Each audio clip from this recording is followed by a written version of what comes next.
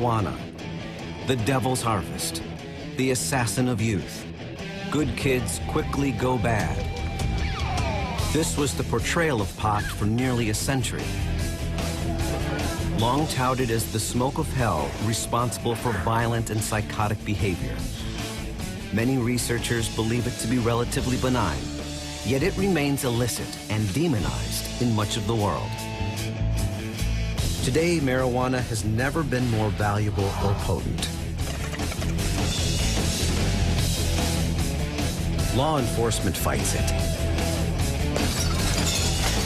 Cannabis clubs flourish. And obsessed agriculturalists are perfecting its botany. Breathe deep. This is not your father's marijuana.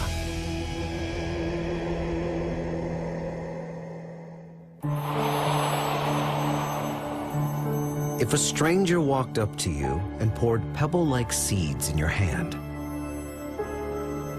then said, "Plant them," and your harvest can be made into rope, cloth, or paper. It could help the sick or intoxicate. What would you say? Would you keep the seeds or chuck them away? So it is with marijuana, a plant like no other. The scientific name is Cannabis sativa. We know it as pot, weed, ganja, hemp. Its ability to intoxicate makes it vilified, illegal, and desired. An estimated 200 million people around the world smoke it. 2 million Americans alone will try it this year, making marijuana the most widely used illicit substance in the world. And it's everywhere. Growers, smugglers, and dealers do whatever it takes to get their product to the customer. And now they've invaded national lands, planting marijuana gardens hidden in the forests. We have 2 suspects who are out in the woods somewhere. We're using the illegal cultivation of marijuana on public lands in California is what I would call in a crisis mode. Every time we go out and look, we find more than we did the time before. Ron Pugh has been enforcing laws in U.S. forests for 29 years. It is the most dangerous thing that we Forest Service law enforcement engage in. Armed men are holed up, protecting illegal crops. Because of that, entering some state and national parks can be dangerous for law enforcement and civilians alike. This is a joint operation between U.S. Forest Service and several other law enforcement agencies. The mission is to identify, then raid an illegal marijuana garden.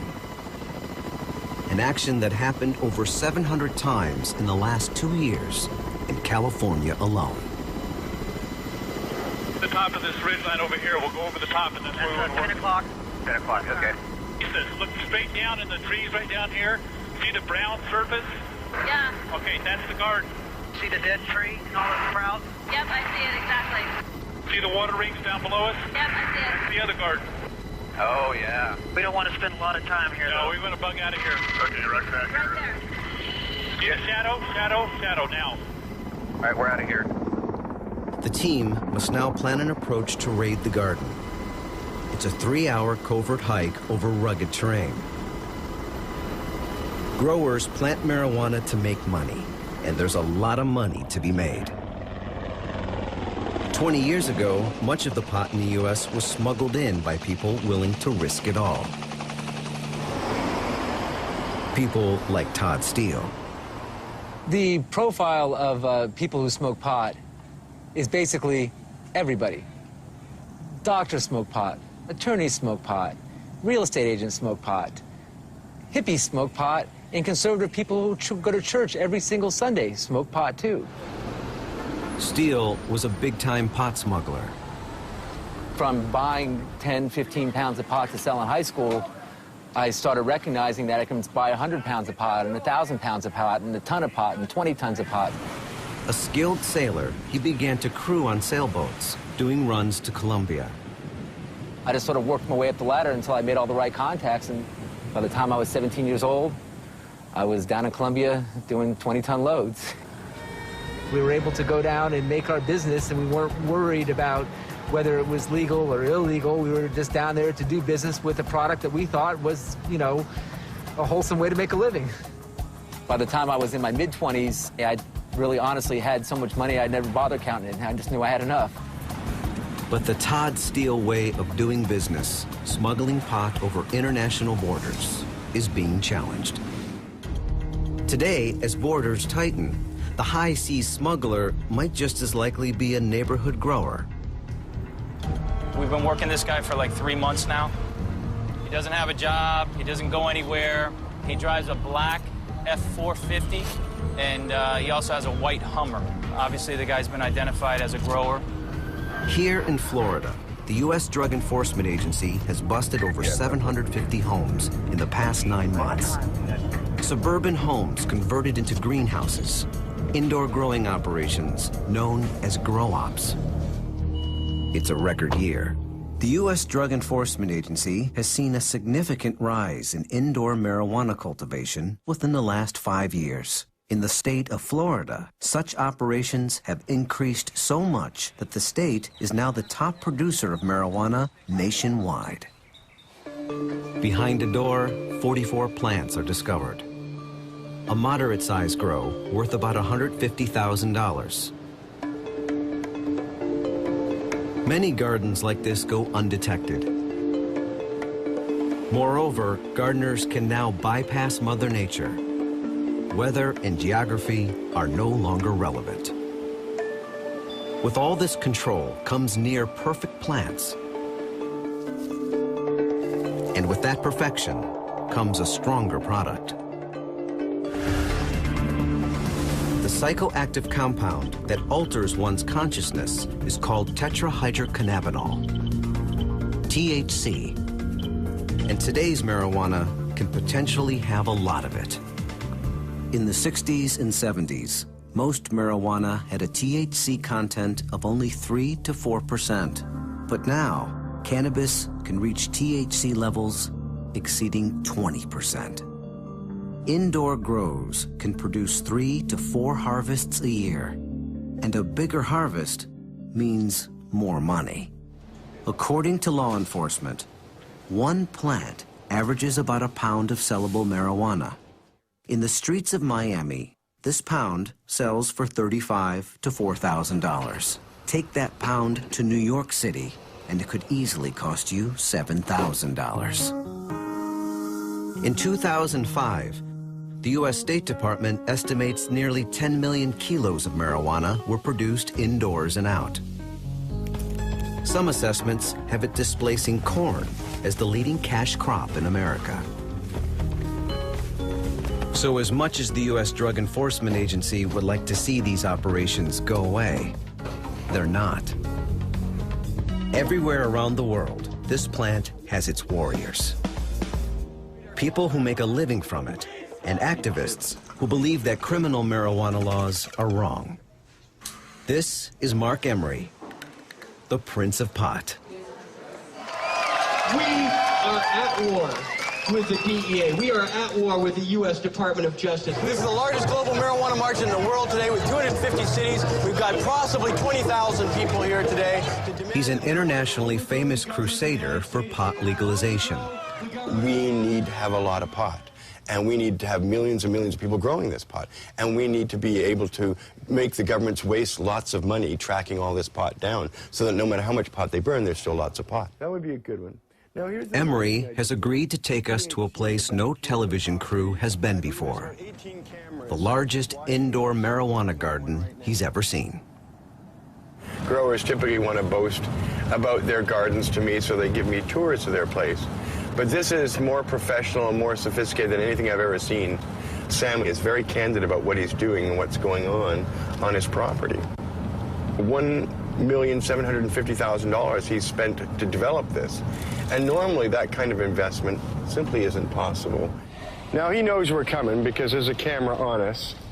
Nothing happens on this property without lots of cameras seeing it. And there's also 5 dogs on the property. Sam Malache grows marijuana. How you doing, boys? In 2001, Canada became the first country to institute a nationwide medical marijuana law. That means that a select group of people can legally grow and use cannabis.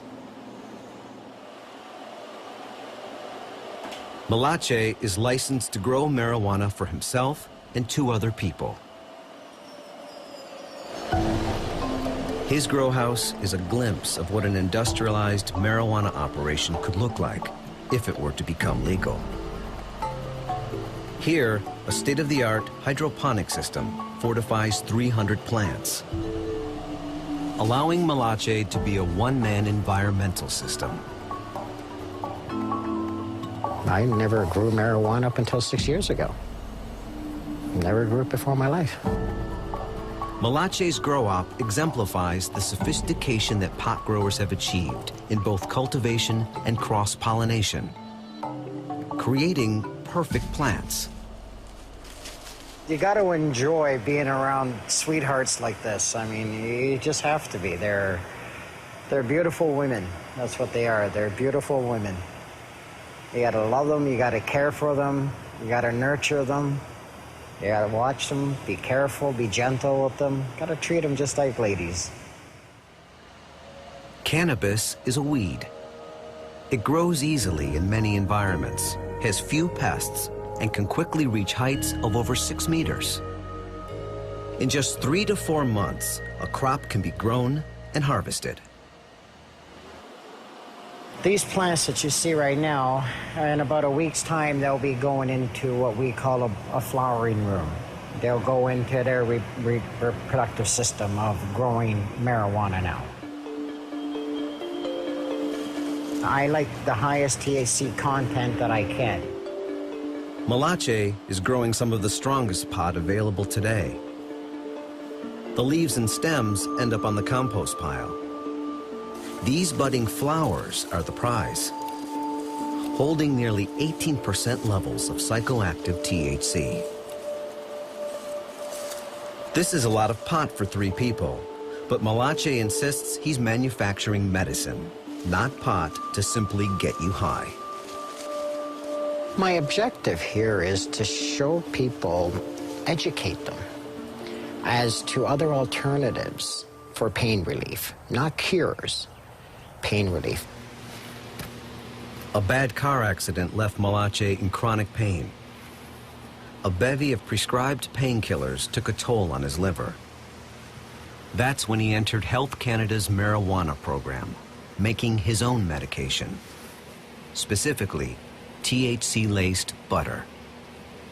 The plan I'm putting into place is to manufacture butter, marijuana butter, which can be put into food products that people can absorb.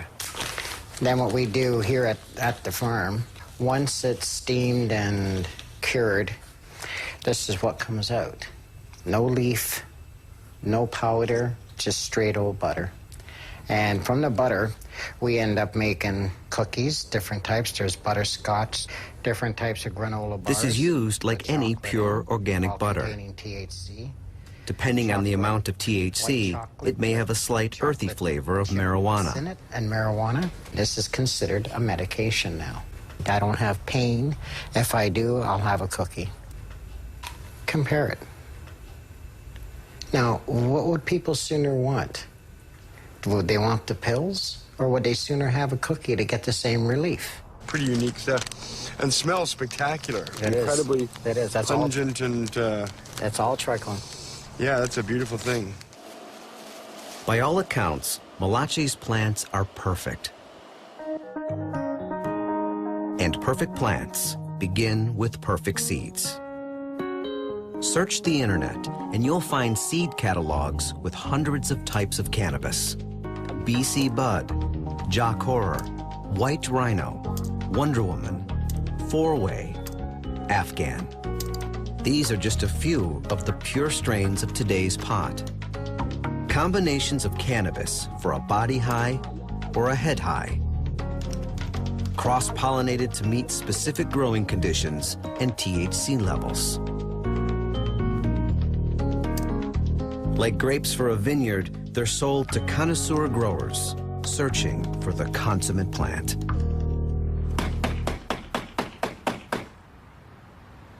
It's a global trend. Police officers, come down and open the door! Some of the strongest pot is grown in England. Police officers, open the door! 4 times every week for the past 7 months, England's Manchester police raid residential grow-ops. It's basically an office block what's been converted into a residential address. There is a large garage at the side which we believe is a commercial cannabis factory. If we get no response, we will force entry. Any questions at this stage? In 2004, the United Kingdom loosened the penalties for marijuana possession, and criminal gangs have stepped up supply.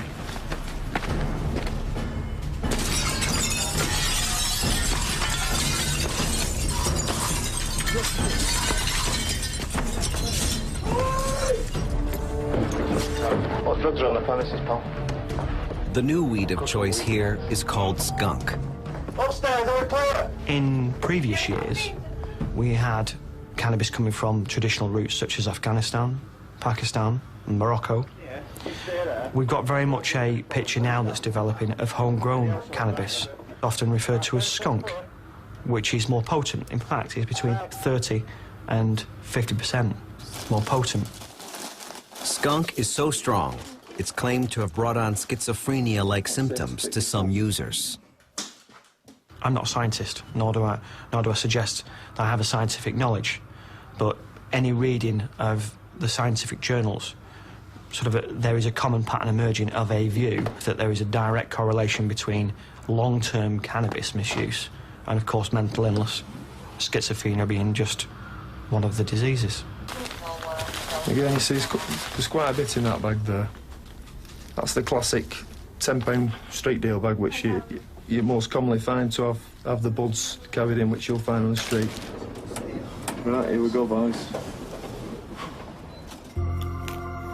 The lengths people will go in order to cultivate and sell this product is a testament to the plant itself. It is desired by so many. But why? Cannabis has been used as an intoxicant for 5,000 years, first in China. Smoke held in the lungs enters the bloodstream through a network of capillaries. The blood quickly enters the brain, where THC binds to receptors. The first hints of intoxication can be felt within 10 seconds. But no one will experience it the same way. Most commonly, time slows to the user. Space appears fast. Sexuality, spirituality, and the senses all appear enhanced. Euphoria increases, but use can also lead to anxiousness, paranoia, abnormal heart rhythms, and a general sense of uneasiness. Long-term use has also been linked with memory loss, respiratory problems, depression, and adverse impacts on schoolwork and job performance. But the demand remains high, and profits too. Basically, everybody understood that if we were all trustworthy, good people doing good business honestly, we would all make a lot of money. And the best way to do it was to keep it quiet and keep it low-key and, you know, and share the wealth. As an outlaw, I saw the laws that I was breaking as being laws that weren't fair because drugs are sold in America legally every day, with every sale of alcohol, with every beer that's sold, with every bottle of vodka that's sold, with every fancy bottle of wine that's sold. Americans are dealing drugs. At age 26, Steele quit the smuggling business with no regrets. 7 years later, one last run got him arrested. He served a 12-month sentence. He was lucky. But there was a time that marijuana would not have gotten you jailed.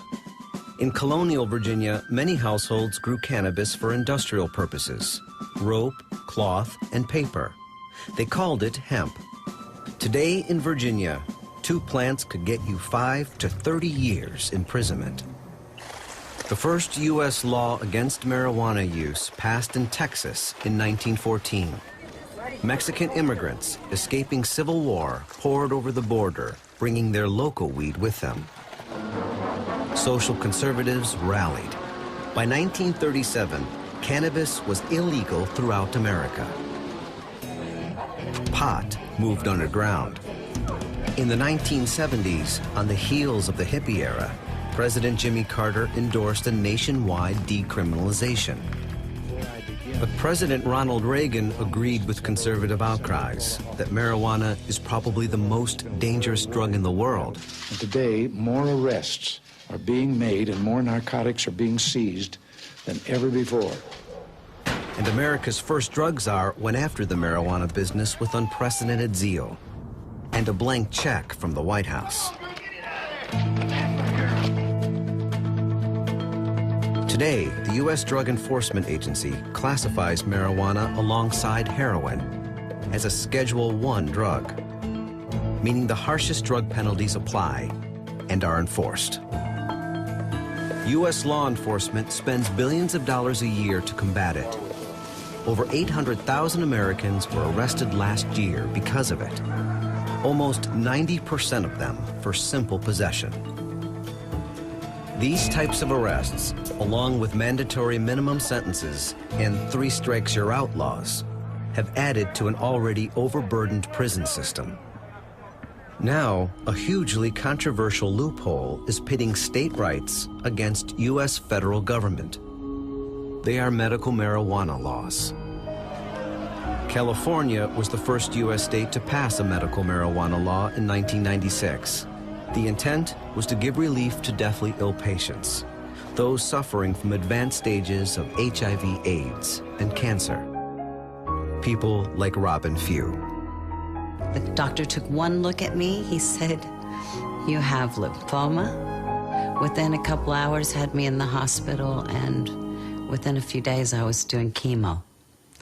So I was shocked. You know, I never thought of cancer. You know, how you don't plan on cancer. A vigorous and active life has been stopped with chemotherapy sessions. Hey. Hello, Dr. Abrams. How are you doing? Good to Her oncologist is Don Abrams, who for the past 28 years has seen firsthand how marijuana helps his patients. Deep breath for me. Cannabis is the only drug that decreases nausea and vomiting and also increases appetite. Mouth open. Also, I think people sleep better, and a little bit of euphoria I don't find is a negative thing in people that are facing malignant diagnoses. With Abrams' recommendation, Few uses a vaporizer. It heats up the pot, releasing a gas, which is gentler than smoke.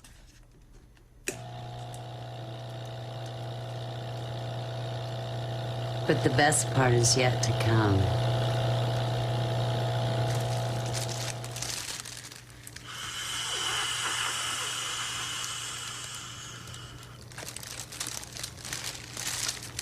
See, there's all this vapor in there.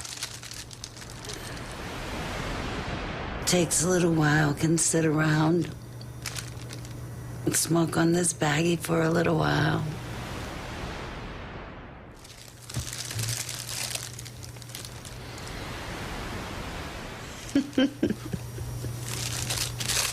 I never have nausea. I'm hungry all the time. You know, I feel like the more cannabis that I smoke, the less of the narcotics that I take. So that's been really helpful to me. They say I look better than I've looked in 2 years, and that freaks me out because I'm dying of cancer, you know. Shamans, physicians, and pharmacists have dabbled in the notion of marijuana as medicine for thousands of years. But the relief patients feel is largely anecdotal. Marijuana's status as a Schedule I drug means that according to the federal government, it has no accepted medical use. The U.S. government strictly controls all American marijuana studies, and researchers who want to study cannabis must obtain it from this facility at the University of Mississippi. By some accounts, the supply is extremely limited and of questionable quality. And some scientists claim that if their research might show potential positive medical uses, the requests are rejected. It's a charge the government denies. But in other nations, getting cannabis to scientists is less complicated. Israel is among the leaders in medical marijuana research. From his lab bench in Jerusalem, Raphael Meshulam has fathered nearly 2 generations of peer-reviewed medical research. He first discovered THC in 1964. Cannabis, although it had been investigated, nobody had really isolated it in pure form, and neither were all the other compounds there. So I thought that it's high time that somebody should do that. For 40 years at Hebrew University, researchers study effects of THC and other cannabinoids on people and laboratory animals. Meshulam dissolves THC in an oil-based solution. In this form, measured doses can be administered accurately. Researchers here have witnessed promising results in the treatments of brain trauma, diabetes, cancers, and osteoporosis. 20-year-old Eyal Preisler underwent a bone marrow transplant 1.5 years ago. Since then, his body experiences a chronic quasi-rejection called graft-versus-host disease. I am treated by the THC drops for 2 months already, meaning that I just started and I already saw changes. Whether it's the digestive system, the diarrhea that is gone, and my skin that was very hard is now softer and back to its original state.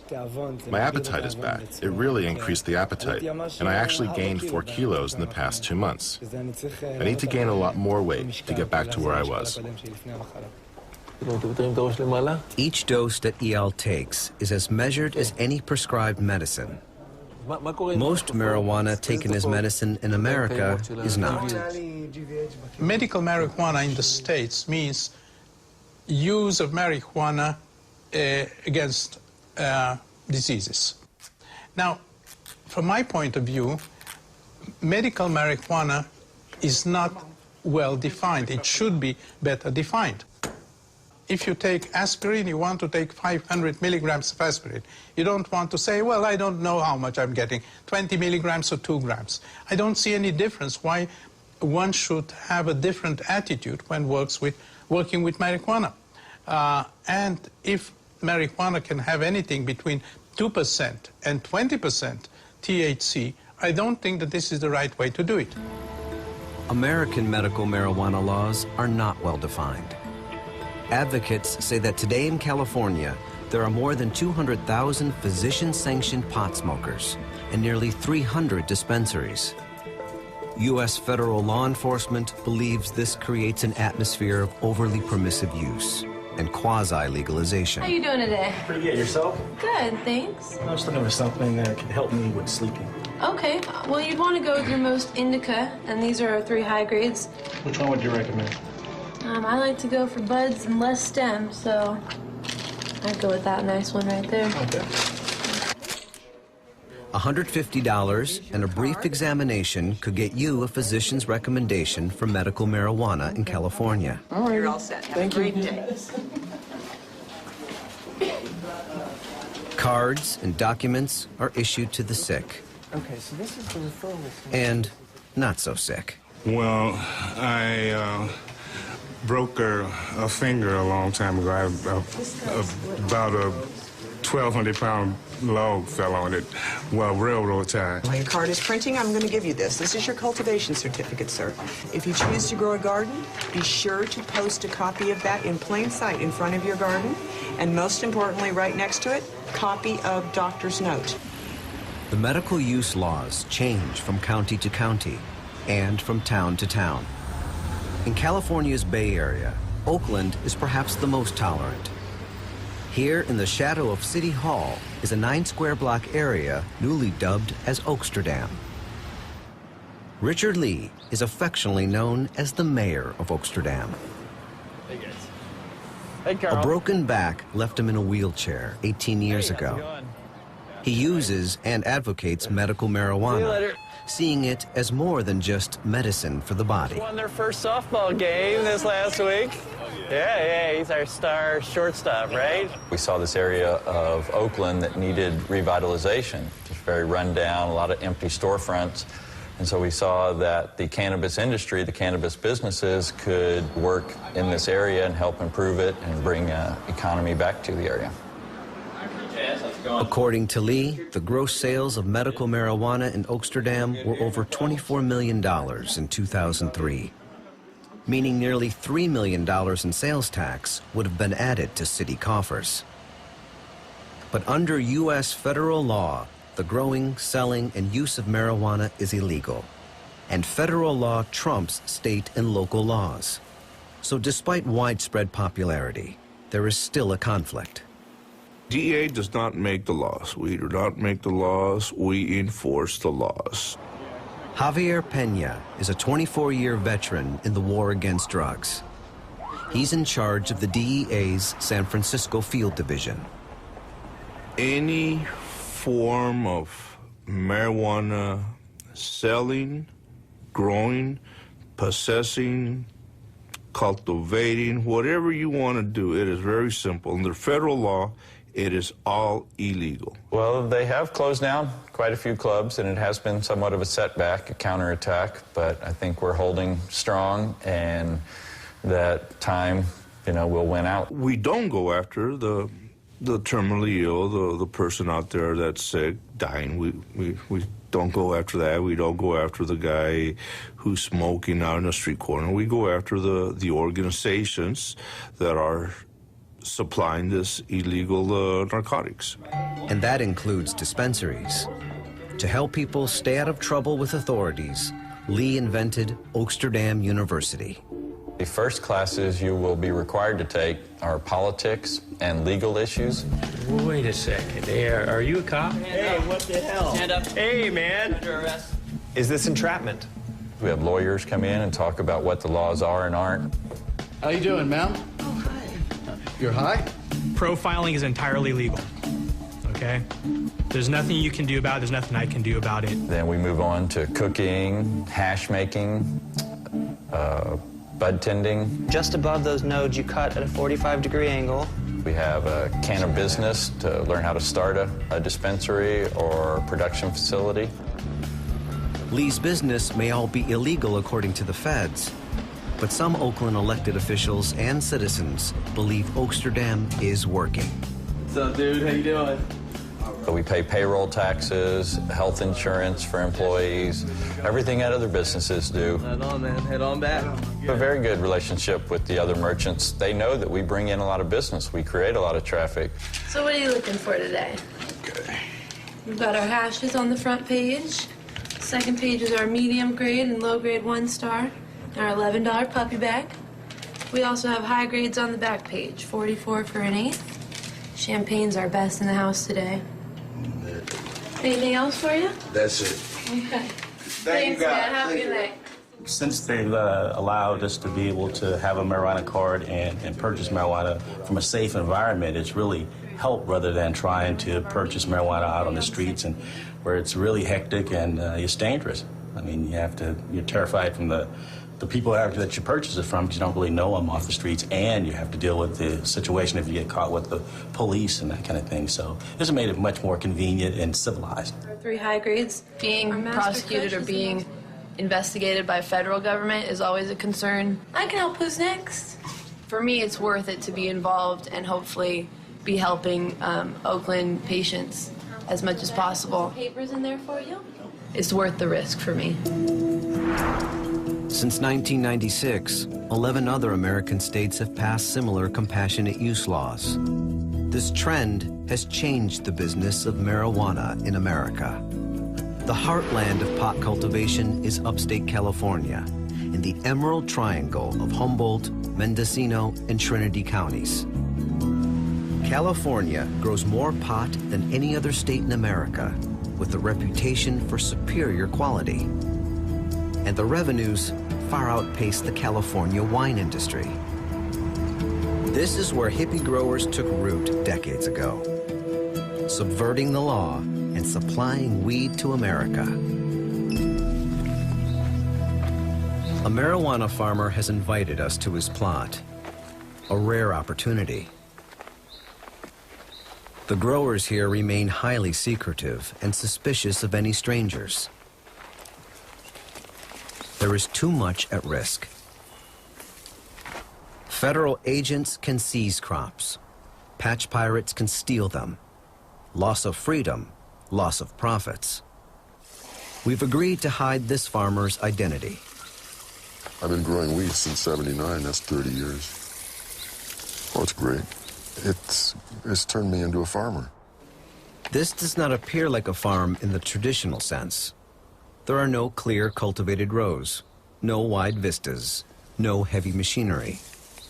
Just potted plants seeking out sun among the native pines. But the horticulture is as earnest and sophisticated as any mainstream farmers. Starting the seeds in February. And then it's the whole process. The hot summer, looking for sun, hoping for sun. And then there's always the steps, the harvesting, the drying, the packaging, and the more lucrative side of things. Hopefully. It's, you know, it's a great way to have an income. Oh. The value of the U.S. marijuana crop has increased sharply in the past 10 years. Some believe it's because of medical marijuana use. One assessment puts the 2006 California crop at 22 million plants, a 10-fold increase from just 15 years before. These have got to go today. Oh, I'm under pressure. It's early autumn. These plants are ready for harvest. See all the brown? In a week, they'll be ready for market. It wants to go, and there's ways to tell when it's ready. You can see the crystals. I don't know if you could get it on your camera. We're in a kind of a pressurized situation because of the forthcoming rain. Today, some pot farms are multi-generational, with grown children going into the family business. I never thought it would get to this. It's getting better all the time. And the family business may one day be legitimate as marijuana laws change, though it remains illegal today. The simple rules of supply and demand are at work here, and the demand is met by most any means possible, like growing crops on public land. California far exceeds the rest of the country added up. I think something like 75% of what we find is in the state of California. Here in Sequoia National Forest, the raid of the illegal garden spotted days before is underway. One team drops down from the helicopter to meet up with agents already hiking in. Almost 2 million plants were seized on public lands in 2007. More than 250,000 in Sequoia alone.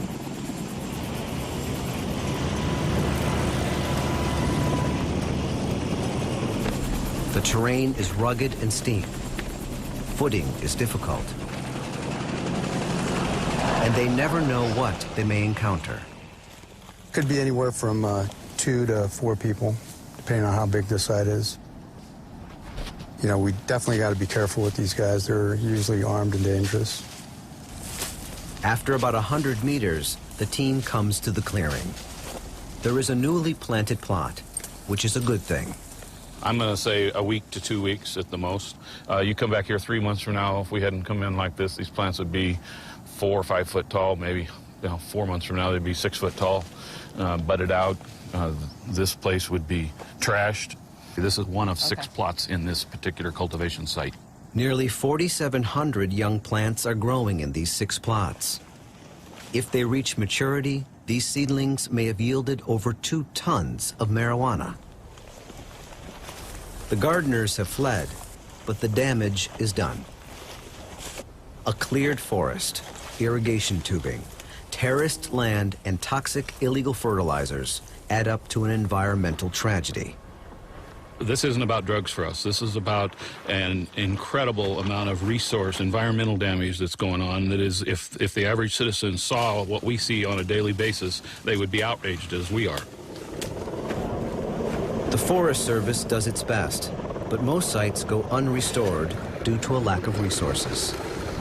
There's 2 threats to these people, 3 really. The police is probably the least of their worries. They're worried about pirates, pot pirates, we call them, people stealing their crop, and then critters, the various animals that'll feed on that stuff.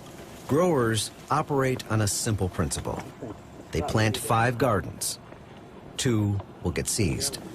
Animals will eat 1, and the 2 that survive will make millions in profit. Who runs these operations is still a mystery.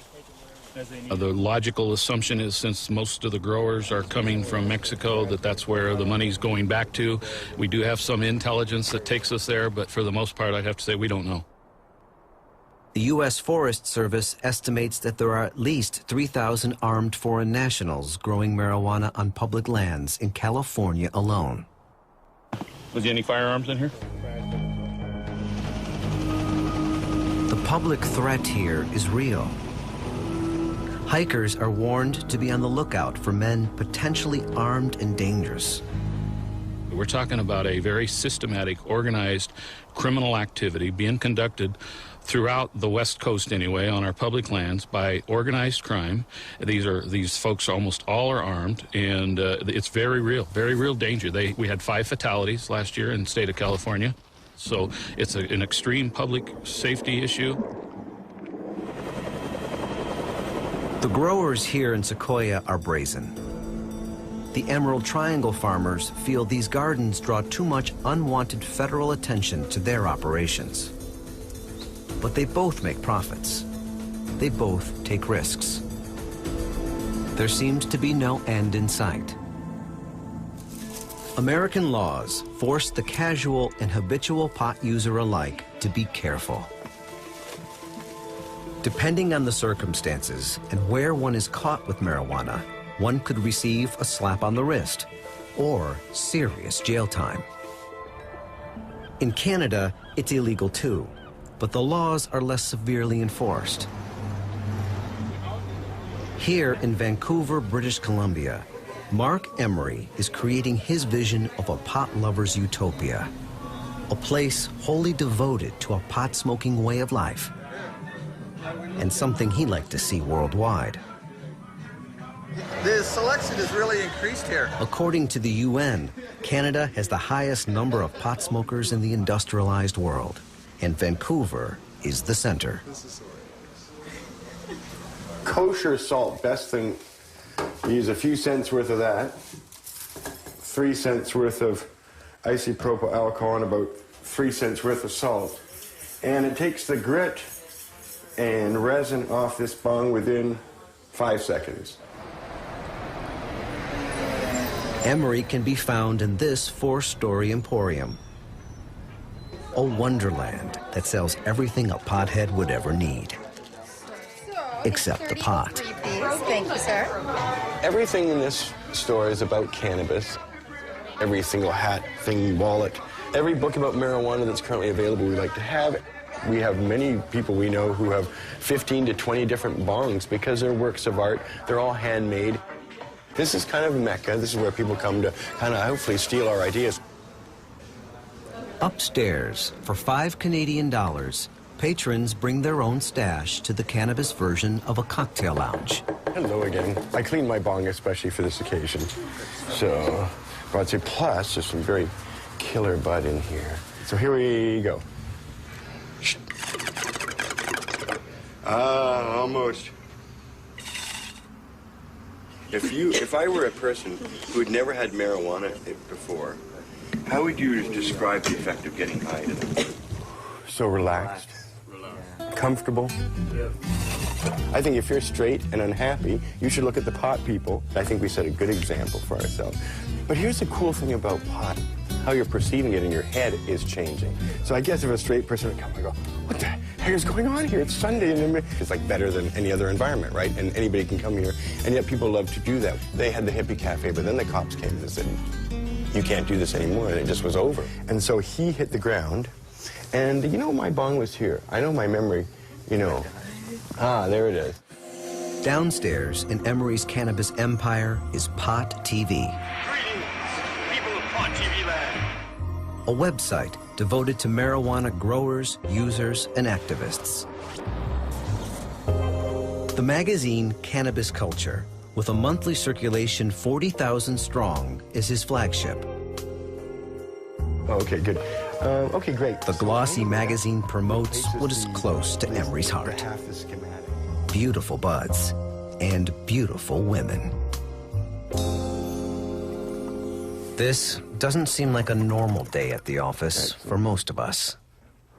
I'll be here for another 12 hours, and I started around 10 o'clock. I had to see my bail supervisor at 9:30 this morning, so it'll be a long day, but they're all going to be long days until I get this magazine to the printer. For people like these visitors, I want them to go away thinking, hey, we should do that where we live, and so that they imitate me. We're here! We're high!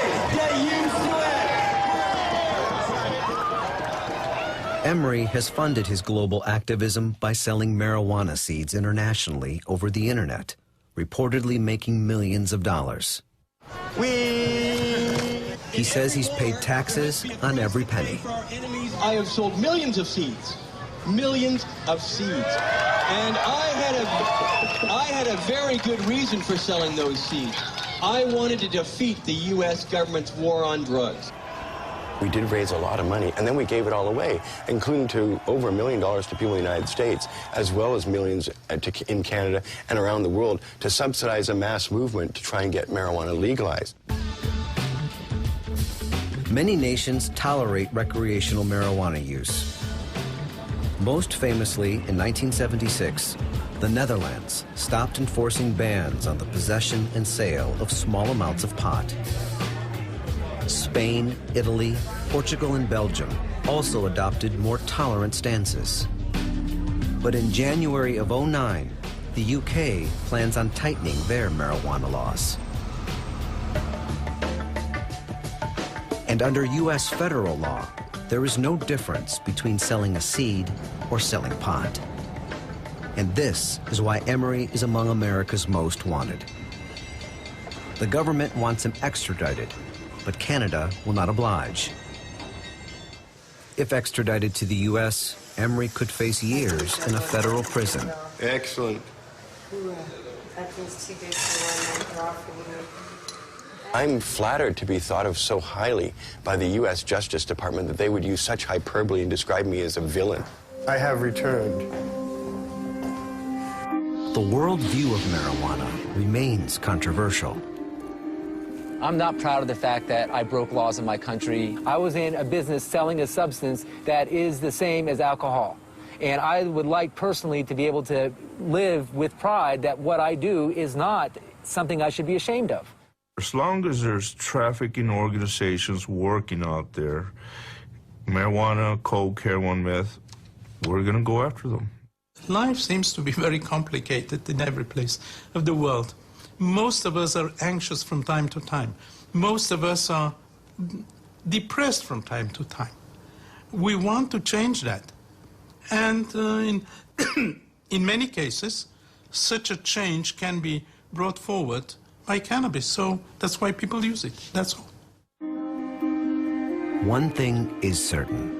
Much cannabis today has no resemblance to the plant of our ancestors. This weed, a proverbial sow's ear of yesterday's cannabis, has become a silk purse. So, would you keep the seeds now?